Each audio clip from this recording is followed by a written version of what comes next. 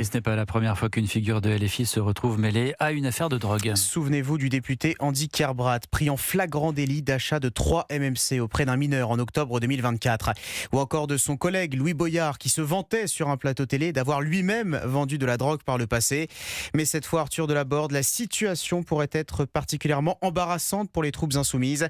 Rima Hassan étant devenue un symbole de la nouvelle stratégie électorale de son parti. Oui, Rima Hassan, vitrine de LFI, aujourd'hui fragilisée. Jean-Luc Mélenchon en a fait un pilier de sa stratégie. Sa personne est sacrée. La République, c'est elle, disait-il en juin dernier, alors qu'elle était retenue en Israël après l'arraisonnement de la flottille pour Gaza.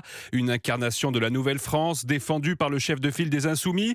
Mais cette incarnation s'est progressivement fissurée. Rima Hassan accumule les controverses. Propos très virulents, sous-entendus antisémites, comparaisons historiques contestées, position ambiguë sur le terrorisme.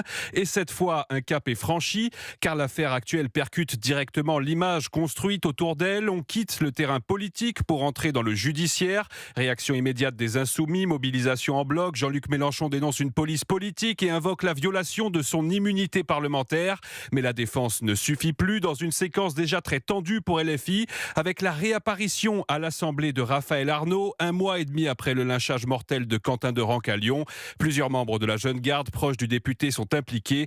Pour les Insoumis, les symboles deviennent des points de fragilité. Arthur Delaborde du service politique d'Europe 1.